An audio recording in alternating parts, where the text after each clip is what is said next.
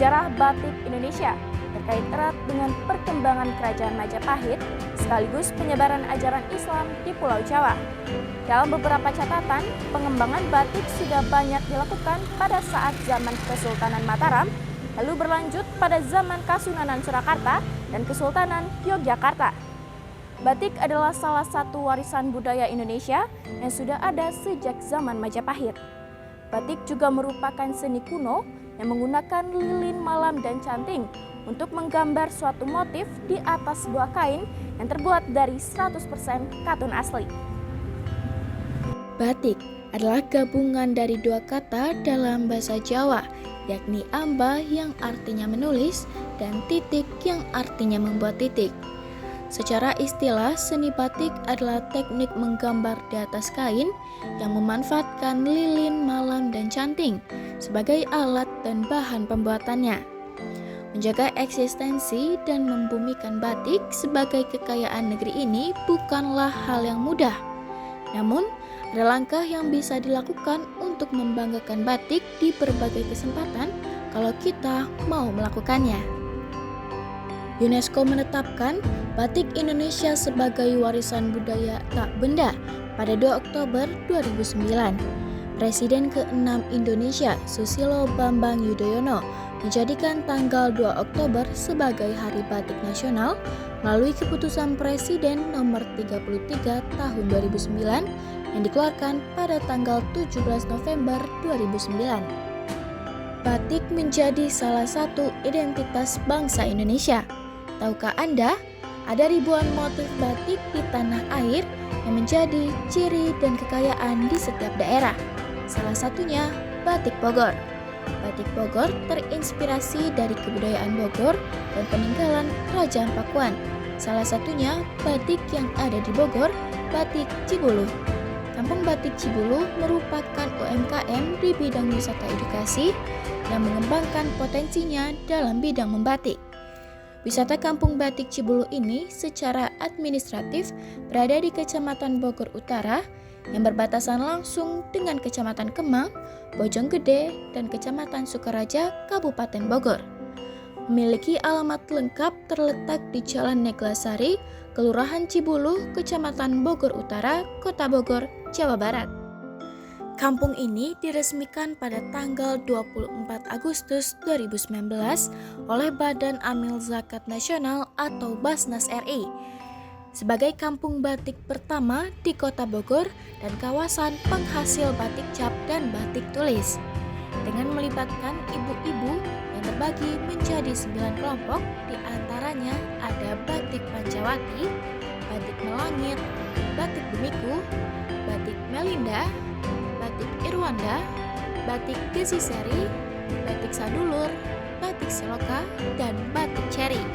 Setiap kelompoknya memiliki ciri khas dan keunikannya masing-masing. Baik kaitan dengan kampung batik, jadi kami selalu melibatkan dalam setiap momen-momen kegiatan kelurahan. Misal seperti apa? Kegiatan musrenbang kelurahan pasti kita melibatkan kampung batik. Kegiatan Agustusan pasti kita melibatkan kampung batik.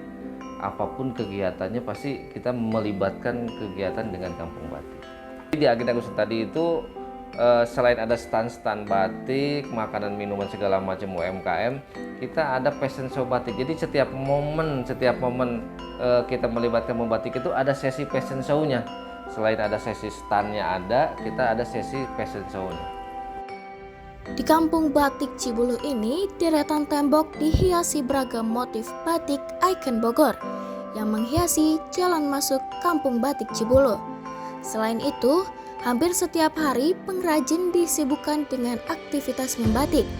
Pengrajin batik Cibulu ini cenderung memilih warna cerah dan segar yang mencerminkan alam Bogor yang hijau dan subur. Warna-warna seperti hijau, biru, coklat, dan oranye sering terlihat pada kain-kain batik yang diproduksi di sini. Selain pewarnaan sintetis yang digunakan, pengrajin batik Cibulu juga membuat pewarnaan alami untuk menghasilkan produk batik ramah lingkungan. Kalau awalnya ibu dibantu sama kakak saya. Awal modal usaha ibu dulu 20 juta. terus ke sini ada UMKM, jadi dibantu juga sama UMKM pemerintah. Seperti kayak gantungan itu, baju, bantuan dari pemerintah. Ya alhamdulillah semenjak ada UMKM ini, jadi sekarang batik dikenal orang, jadi luas. Di Melinda pakainya TikTok sama IG. IG sama TikTok.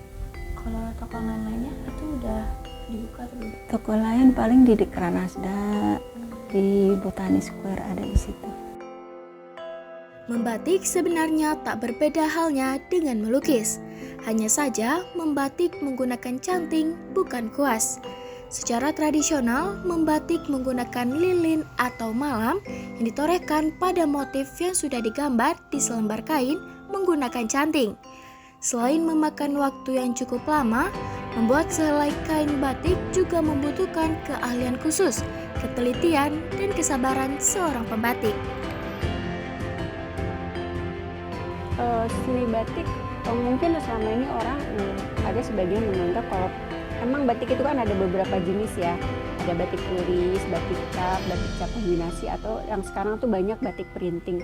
Sebenarnya printing juga itu sebenarnya tidak masuk ke handmade sih, karena dia kan pakai mesin ya.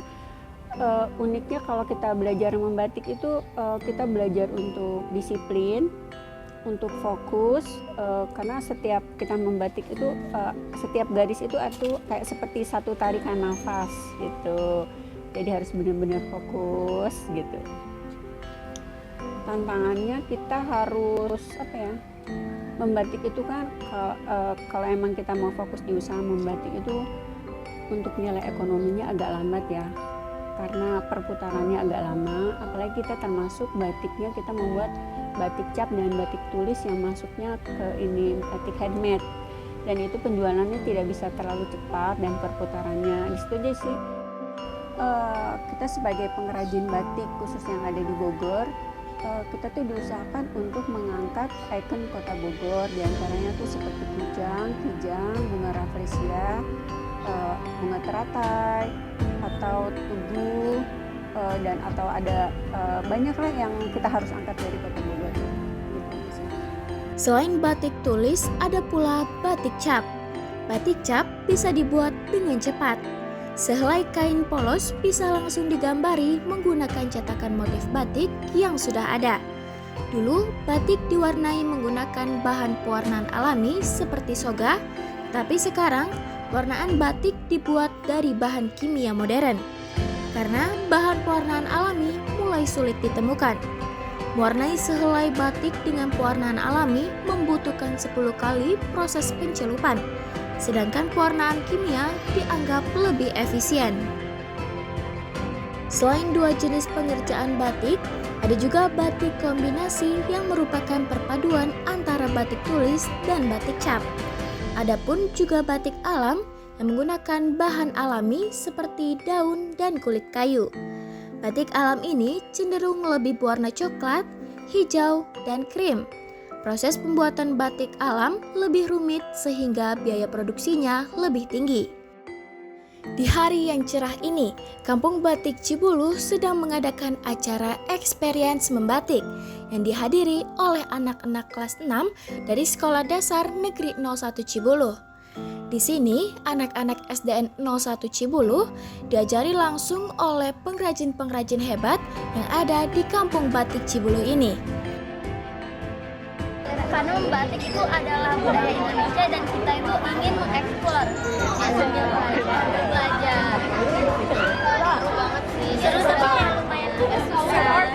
Tapi menurut saya sih ya seru, tapi effortnya banyak luar biasa.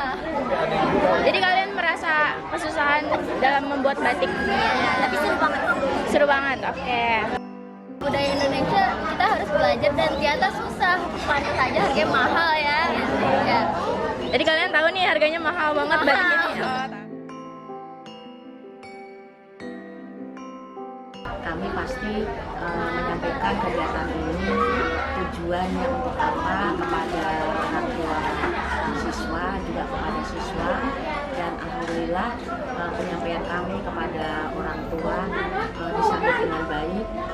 kebetulan memang di lingkungan kami batik Cibulu ini. Dan batik di sekolah kebetulan memang kalau batik harus ahli, dan guru-guru pun kalau yang namanya guru SD memang semuanya harus bisa. Tapi untuk khususnya membatik ini kami tidak ada.